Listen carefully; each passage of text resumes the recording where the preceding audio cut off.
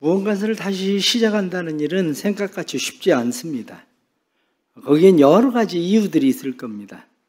과연 다시 시작할 수 있을까 하는 그런 마음입니다. 또 다른 하나는 다시 시작해도 지금의 모습으로 또 다시 돌아오지는 않을까 하는 불안함입니다.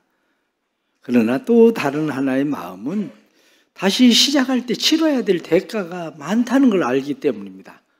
이 대가를 지불하는 일, 그것이 두려움일 수도 있습니다. 그래서 어떤 일을 다시 시작하는 일들이 선뜻 나서지진 않습니다. 그러나 가장 중요한 것은 다시 시작하고 싶은 마음도 있고 다시 시작하고 싶은 생각도 있는데 문제는 내 안에 다시 시작할 수 있는 열정이 없다는 겁니다. 공부를 다시 시작하고 싶은데 공부하고 싶은 열정이 없어요. 일을 다시 시작하고 싶은데 그런 열정이 없습니다.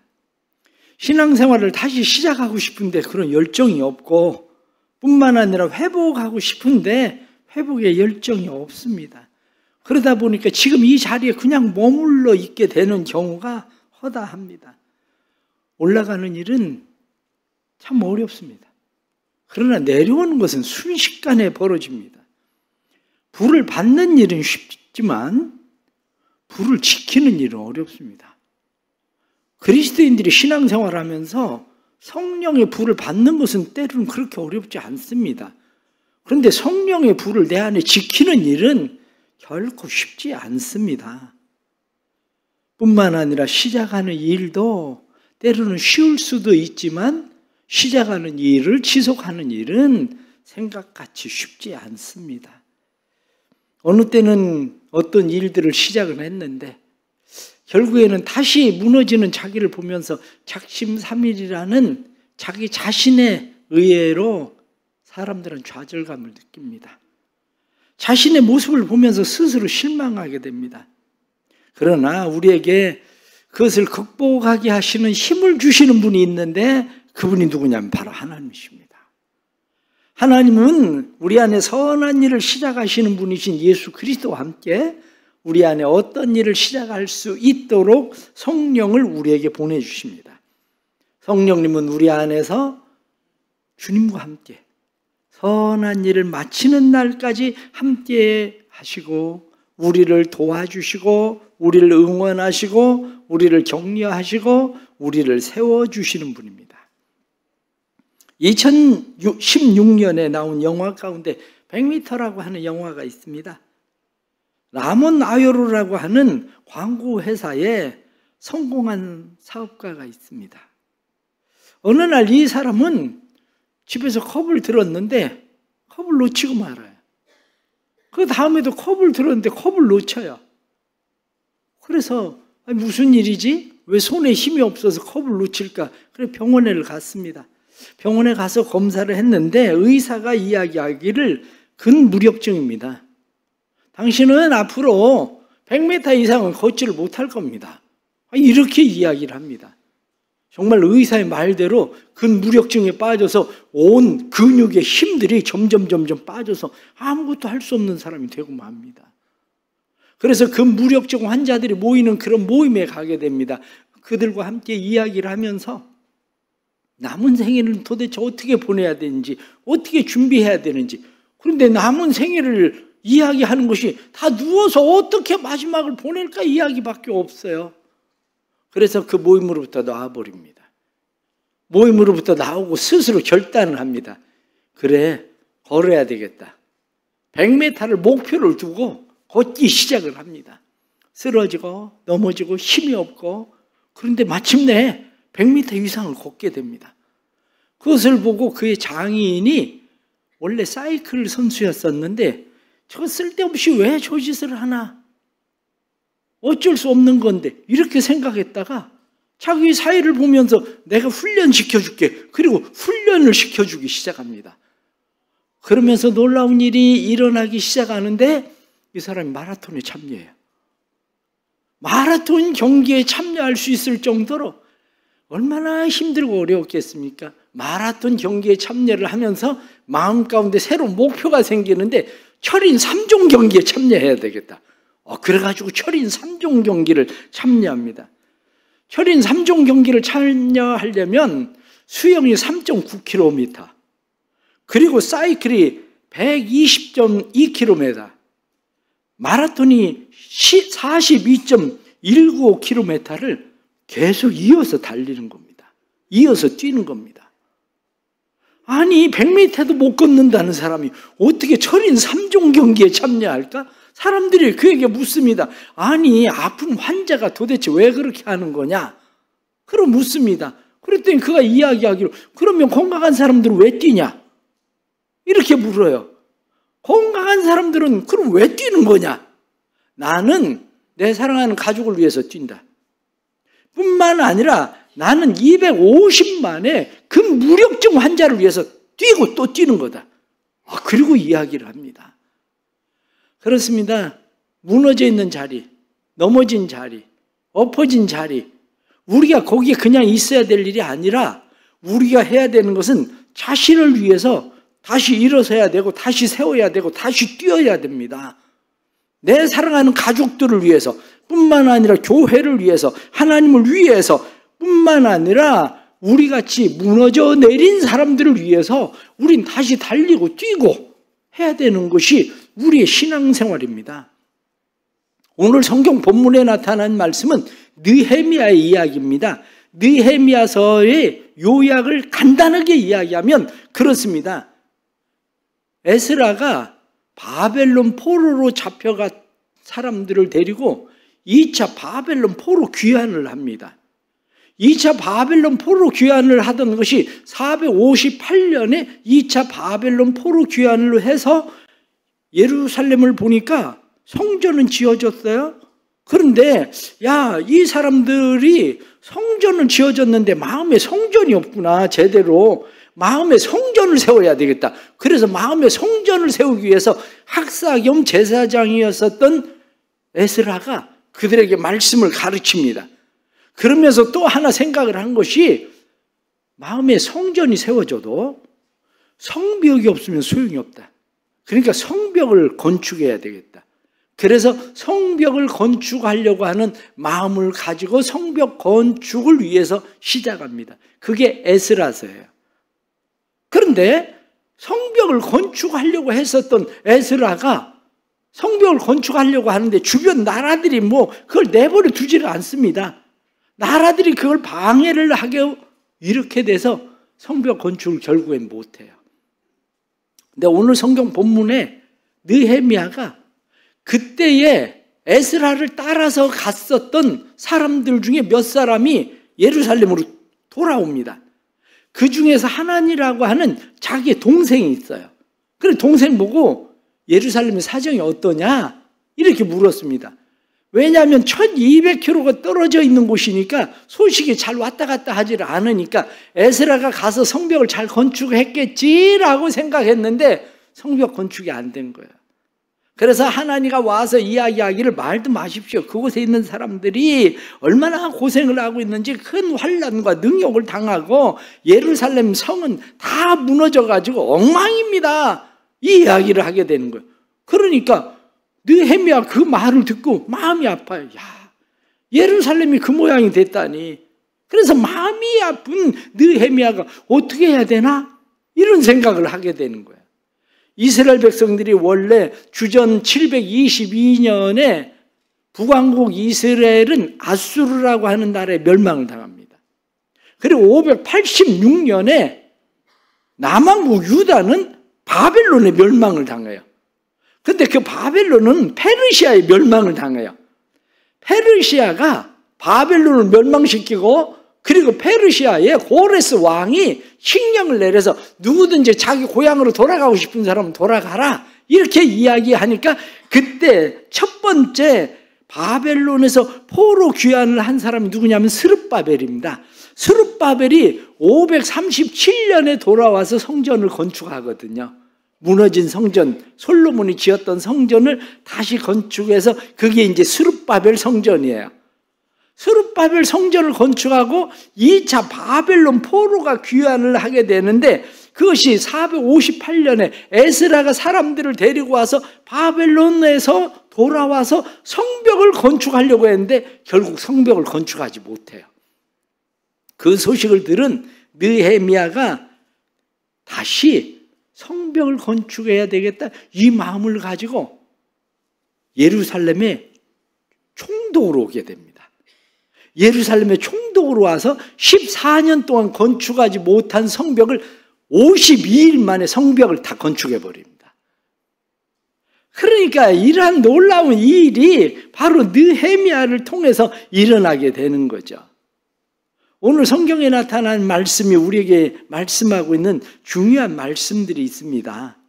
그것은 다름이 아니라 예루살렘이 무너졌다는 이야기를, 그리고 성벽이 엉망이라 사람들이 힘들고 어려운 고난 가운데 고생하며 살고 있다는 이야기를 듣고 느헤미야의 마음이 아팠던 거죠. 그런데 그건 단순하게 느헤미야의 마음이 아픈 게 아니라 하나님의 마음이 아픈 거예요. 하나님이 예루살렘을 보시면서 하나님의 아픈 마음이 누구에게 임하는 거냐? 그것이 바로 느헤미야에게 임한 거죠. 우리가 신앙생활을 하면서 우리는 그렇습니다. 자녀들이 고생을 하는 걸 보면 부모 마음은 어떻습니까? 에휴, 지 맘대로 살고 자기 고집대로 살고 그러더니 고생 좀 해야지. 때로는 그런 마음도 있어요. 그렇다고 해서 마음이 편한 거예요. 부모 마음이 편한 게 아니라 부모 마음은 저 고생하는데 저거 어떻게 해야 되지? 어떻게 도와줘야 되지? 이런 마음이 있는 것처럼 하나님의 마음도 그래요. 우리가 죄를 짓고 우리가 하나님 앞에 잘못 살았어도 하나님이 우리를 보실 때 야, 저는 고생 좀 해야지 싶은 마음도 있다가 우리를 보시면서 야, 저거 어떻게 해야지? 저거 어떻게 해야 도와주지? 하나님의 마음이 때로는 우리를 바라보고 아파서 견딜 수 없는 그런 마음을 갖기도 합니다. 우리는 세상을 살아가면서 우리가 다시 깨닫게 되는 게 있습니다. 누군가는 14년이 지나도 건축하지 못하는 것을 누군가는 겨우 50일 만에 건축할 수도 있다는 거야. 우리의 무너진 성벽들이 우리는 나는 이제 도저히 성벽을 건축할 수가 없어 이렇게 생각할지 모르지만 그렇지가 않습니다. 무너진 성벽이 하나님의 은혜 주시면 다시 회복되고 성벽이 세워지는 은혜가 생깁니다. 뿐만 아니라 에스라는 제사장이었어요. 에스라는 말 잘하는 학사입니다. 탁월한 학사입니다. 그런데도 제사장이고 학사였었던 에스라도 하지 못했는데 평신도였었던 느헤미야는 52일 만에 건축해버리거든요. 목사가 못해도 여러분들은 할 수 있어요. 목사가 못해도 때로는 남녀 선교회장이 할 수 있고 때로는 목자가 할 수 있고 여러분들이 할 수 있는 일들이 바로 이런 일들이기도 합니다. 교회 안에 성도들을 보면서 마음 가운데 느끼는 것은 그런 겁니다. 우리 교회 성도들이 내면의 성전은 잘 세워져 있어요.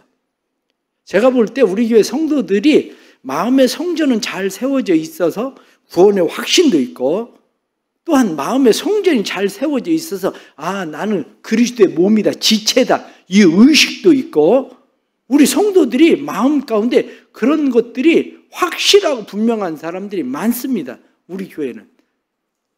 그런데 문제는 어디에 있습니까? 내면의 성전도 중요한데 외면의 성벽이 제대로 세워져 있지 않으면 이런 일로 저런 일로 그냥 너무 쉽게 흔들린다는 거죠. 성벽이 없으면 이 소리에 흔들리고 저 소리에 흔들리고 이런 일에 흔들리고 저런 일에 흔들리고 이런 환경에 흔들리고 저런 환경에 흔들리고 과거에 정복한 나라에 대해서는 성벽을 두지 않습니다. 왜냐하면 성벽을 두면 언제든지 방어할 수 있는 힘이 생기기 때문에 성벽을 두지 않아요. 아무리 시장이 장사가 잘 되고 막 요란복잡하게 장사가 되고 있다가도 그저 외부에서 적이 확 침입을 해오면 아수라장이 되고 마는 거죠. 왜냐? 성벽이 없으니까. 신앙생활도 마찬가지입니다. 우리가 내면의 성전은 잘 건축되어 있는데 외면의 성벽이 잘 건축되지 않으니까 신앙이 늘 흔들려요. 누가 이 말하면 흔들리고 누가 저 말하면 흔들리고 교회에서 이래서 시험 받고 저래서 시험 받고 이 소리 들리면 믿음 떨어지는 것 같고 믿음이 흔들리고. 왜 그러냐? 성전이 없어서가 아니에요. 보이는 성전 교회도 있지만 내 안에 성전도 있는데 왜 이렇게 흔들리고 왜 이렇게 요란할까? 이유는 내가 성벽을 잘 쌓아놓지 않아서 그렇습니다. 그런데 이 성벽을 잘 쌓아야, 그래야 우리의 믿음이 어떤 바람에도 세상의 요란한 일들 속에서, 상황 속에서, 환경들 속에서도 흔들리지 않는 믿음으로 설 수 있습니다. 이러한 은혜가 성도들의 삶에 있어지길 바랍니다. 느헤미야는 소식을 들었습니다. 예루살렘 성벽이 회파되었다. 사람들이 환난을 당하고 능욕을 받고 그래서 사람들이 많은 고생을 하고 있다. 그 이야기를 듣고 마음이 슬펐습니다.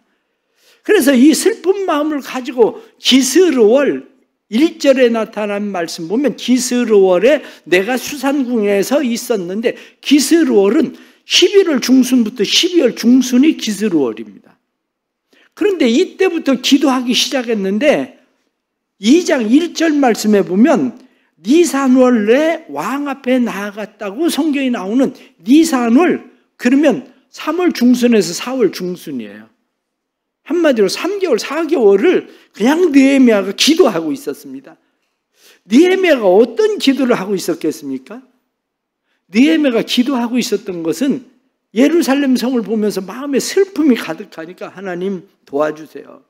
제발 이 예루살렘 성을 도와주십시오. 다시 성벽이 건축되게 해주세요. 편안하게 안전하게 거할 수 있도록 도와주세요. 그리고 기도했을 겁니다. 기도는 우리의 사명이 무엇인가를 발견하게 합니다. 그런데 특히 기도라고 하는 것이 나를 내려놓게 하는 것이 기도라는 것을 깨달아야 됩니다. 사람들은 기도 열심히 하고, 사람들은 심지어는 금식하며 기도합니다. 기도 열심히 하고 금식하며 기도하는 이유 중에 왜 열심히 기도하고 금식하며 기도합니까? 중요한 이유가 있는데 그게 뭐냐면, 내 손에 쥐고 있는 거 하나님 이거 죽어도 못 놓습니다. 그리고 죽기 살기로 이거 붙들고 기도하는 거예요. 하나님 이거 절대 포기 못합니다. 이거 못 내려놓습니다. 하나님 이거 지켜주세요. 하나님 더 많이 붙들게 해주세요. 더 많이 가지게 해주세요. 그리고 기도해요. 그런데 기도는 그게 진짜 기도가 아니에요. 기도는 사실은 거기에 있지 않아요. 기도는 무슨 소원을 성취하기 위해서 꼭 기도하는 게 아니라, 원래 기도는 나를 내려놓기 위해서 기도하는 겁니다. 왜 금식하며 기도합니까? 금식하며 기도하는 것은 내가 좋아하는 음식을 포기하잖아요. 심지어는 내 육신의 욕망도 내려놓고 포기하잖아요. 금식하며 기도하면. 금식하며 기도하면 내 생명도 내려놓잖아요. 그게 무슨 얘기입니까? 하나님 다 내려놓겠습니다. 내가 좋아하는 것도 내려놓고, 내가 세상을 향한 욕망도 내려놓고, 하나님 내 생명도 내려놓겠습니다. 내가 붙잡은 거 하나님 손 펴겠습니다. 하나님 손 펴고 하나님 앞에 맡기겠습니다. 그리고 기도하는 것이 금식하며 기도하는 거예요. 세상 것들 내려놔지지 않으니까 기도하는 겁니다. 세상 것들 내려놔지지 않으니까 금식하는 거예요. 그거 절대 못 내려놓겠습니다. 그거 하나님 꼭 지켜주셔야 됩니다. 그거 반드시 하나님 더 많아지게 해주세요. 그리고 금식하는 게 아니라, 하나님 내 힘으로 안 내려놔집니다. 내 힘으로 손 안 펴집니다. 그런데 하나님이 내려놓게 해주세요. 내 생명도 하나님 겁니다. 그게 바로 진짜 금식 기도하는 거예요. 느헤미야를 생각해 보면 알 수 있습니다. 느헤미야가 처음에 하나님 앞에 아픈 마음, 상한 마음을 가지고 하나님 앞에 기도할 때 뭐라고 기도했겠습니까? 하나님 저 예루살렘 너무 불쌍합니다. 하나님 도와주세요. 하나님 다시 성벽 건축하게 해주세요. 그리고 느헤미야가 기도합니다. 그때 당시에 느헤미야는 바벨론의 술 맡은 관원입니다. 술 맡은 관원이라고 하는 것은 당시에 왕의 최고의 신임을 맡은 사람입니다. 신임을 얻은 사람인데, 왜냐하면 그때 당시에 왕들이 독살당하는 일이 많았습니다. 더군다나 아닥사스다 왕의 아버지도 독사를 당했거든요. 그러니까 왕들은 트라우마처럼 어떤 놈이 날 죽이는 거 아닌가 이런 마음들이 늘 마음 가운데 도사리고 있어요. 그러니까 신원조회도 하고 어떤 놈이 믿을 만한 사람인가 그 사람들 찾아가지고 자기 음식 맡은 술 맡은 사람을 세웠는데 그 중에 한 사람이 누구냐면 느헤미야라는 거예요. 그런데 이 왕이 술 맡은 사람은 단순하게 왕에게 술만 갖다 바치는 것이 아니라 왕이 술에 취했을 때에도 왕을 보호할 수 있는 사람이어야 되고 뿐만 아니라 왕과 이야기할 때에 학식과 구변이 왕과 이야기할 수 있을 만큼 학식과 구변을 갖추어야 되고 뿐만 아니라 인격적으로도 왕과 상대할 수 있을 만한 사람입니다. 따지고 보면 얼마나 힘들고 어렵게 이 자리에 올라왔겠습니까? 왕이 최고의 신임을 얻은 자리에 올라온다는 것이 어디 그냥 하루아침에 되는 일입니까? 그런데 그 자리에 올라왔는데 하나님 예루살렘에 성벽을 건축하게 해주세요. 하나님 이 사람을 보낼까요? 저 사람을 보낼까요? 기도하고 고심하면서 사람들을 생각해봐도 마음에 들고 떠오르는 사람이 안 생기는 거예요. 그런데 마음에 감동이 되는 것은 네가 가야 될 것 같은데 어떻게 합니까? 하나님 생각해 보세요. 제가 여기 어떻게 올라왔는지 제가 이 자리에 있어야 그래도 누구라도 보내든지 이런 일들을 하고 제가 이 자리에 있어야 영향력도 끼치고 그러면서 무슨 일을 할 거 아닙니까? 하나님 나는 아닌 것 같고 하나님 보낼 만한 사람을 알게 해주세요. 보낼 만한 사람 보내게 해주세요. 이렇게 기도해도 하나님께서 마음에 주신 것은 야 네가 가야 될 것 같아. 그러니 느헤미야가 어떻게 하겠습니까? 그러니까 기도하고 그동안 몇 달 동안 기도하고 금식하고 하나님 앞에 기도하는 거지 그냥 마음에 누가 한 사람 보낼 사람 딱 생각나서 그냥 결정이 됐으면 그 사람 보냈겠지. 그런데 왕 앞에 가서 이 느헤미야가 마음속엔 결단을 했어도 근심하는 마음이 그의 마음 가운데 있으니까 술을 갖다 바칠 때 왕이 그에게 이야기합니다. 너 웬일이냐? 너 뭔가 걱정거리 있는 것 같은데 나한테 말해봐라. 왕에게 그가 이야기합니다. 왕이시여, 가능하시면 저를 예루살렘에 총독으로 보내주세요. 저 좀 예루살렘에 총독으로 보내주시면 제가 가서 성벽을 건축하고 돌아오겠습니다. 저를 보내주십시오. 이렇게 이야기를 하는 거예요.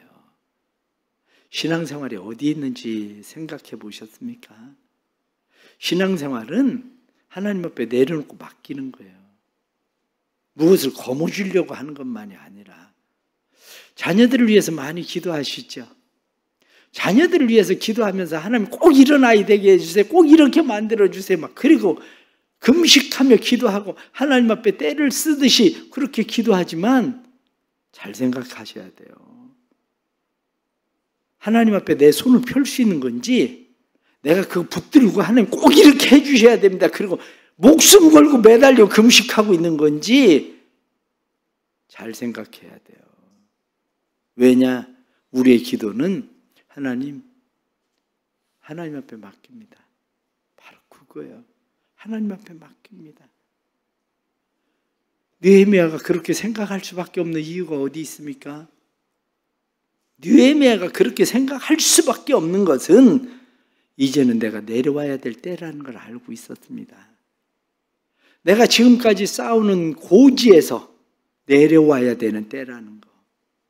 지금까지 안락함과 편안함 속에서 내려와야 된다는 거. 앞으로 보장된 미래의 삶을 포기해야 된다는 거. 왜 그렇습니까? 포로 3세로서 무슨 재주로 왕의 최고의 신임을 맡은 사람이 되겠습니까?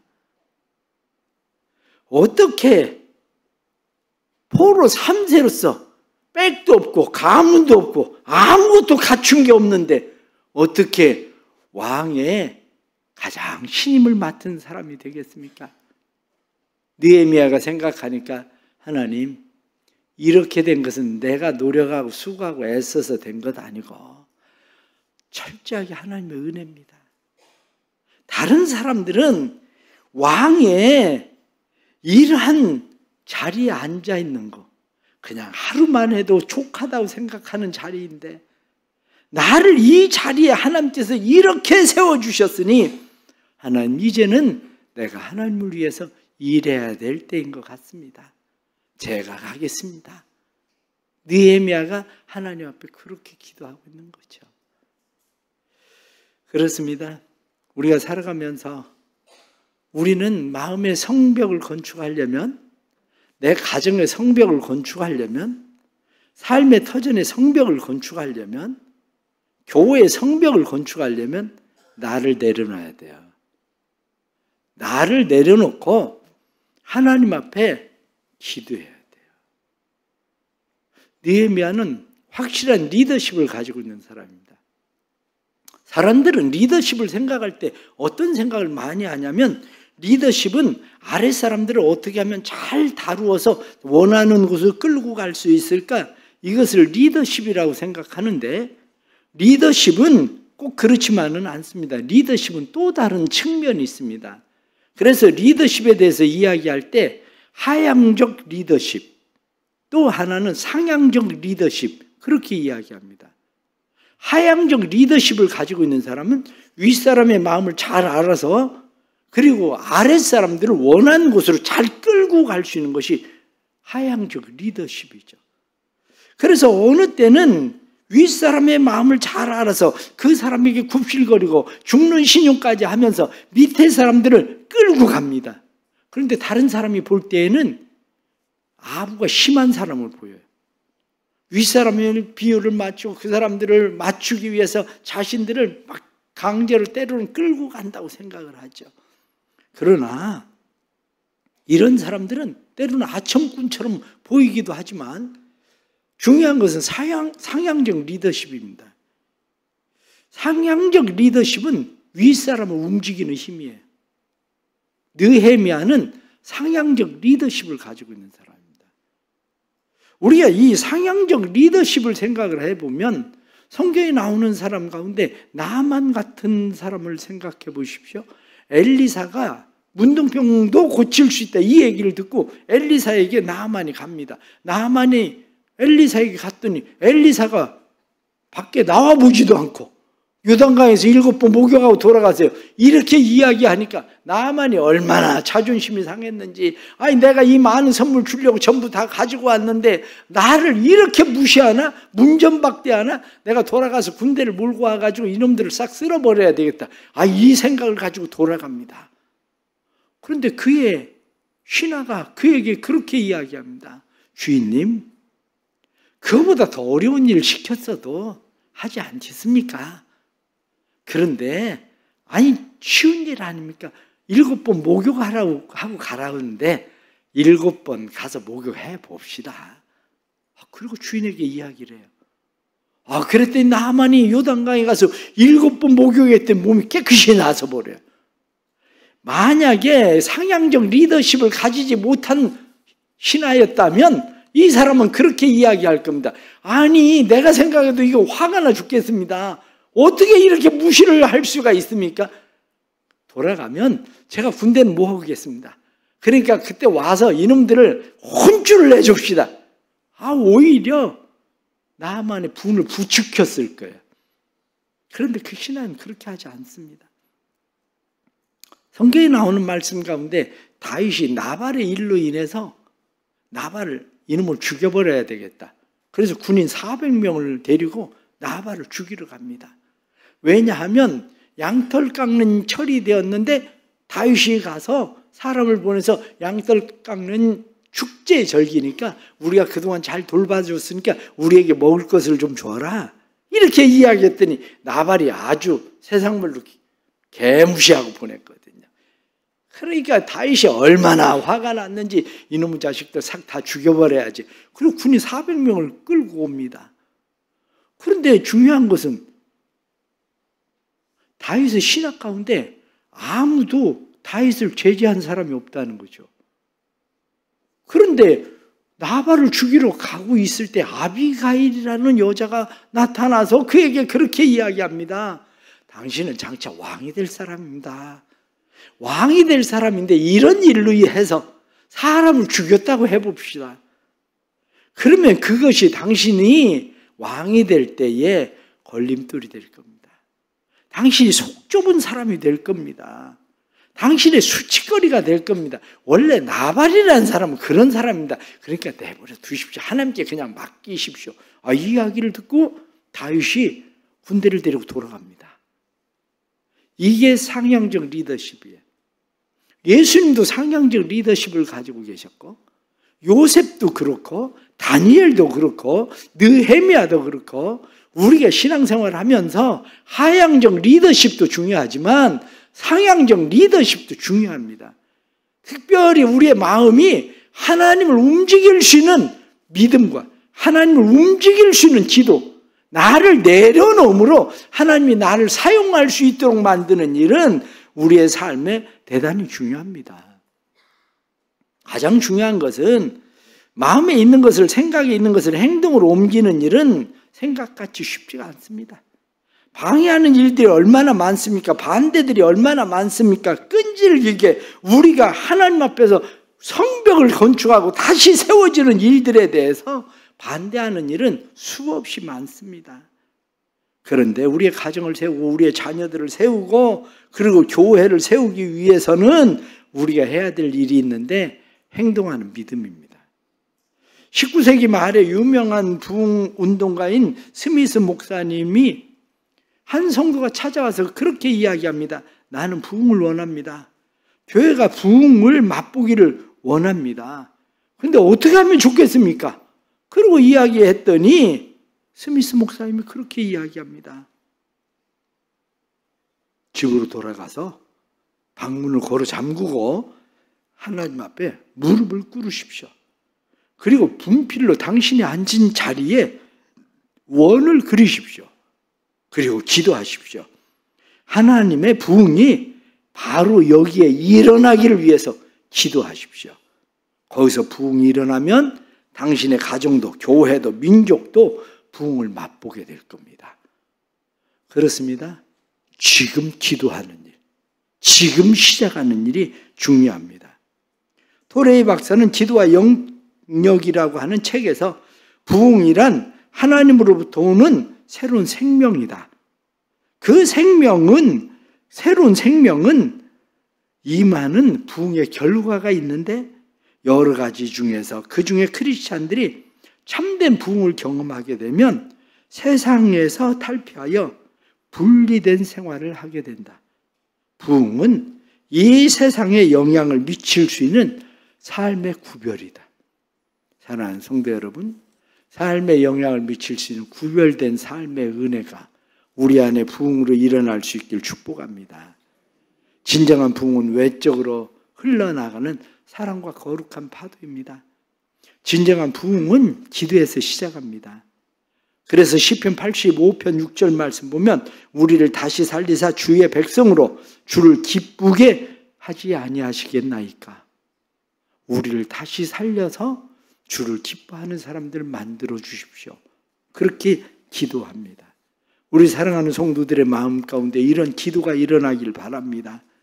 그래서 이사야 58장 12절 말씀 보니까 내게서 날 자들이 오래 황폐된 곳을 다시 세울 것이며 너는 역대에 파괴된 지초를 세우리니 너를 일컬어 무너진 데를 보수하는 자라 할 것이며 길을 수축하여 거할 곳이 되게 하는 자라 할 것이라.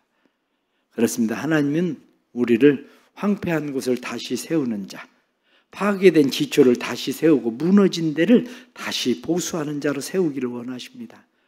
우리 사랑하는 성도들의 마음 가운데 이런 마음이 있기를 바랍니다.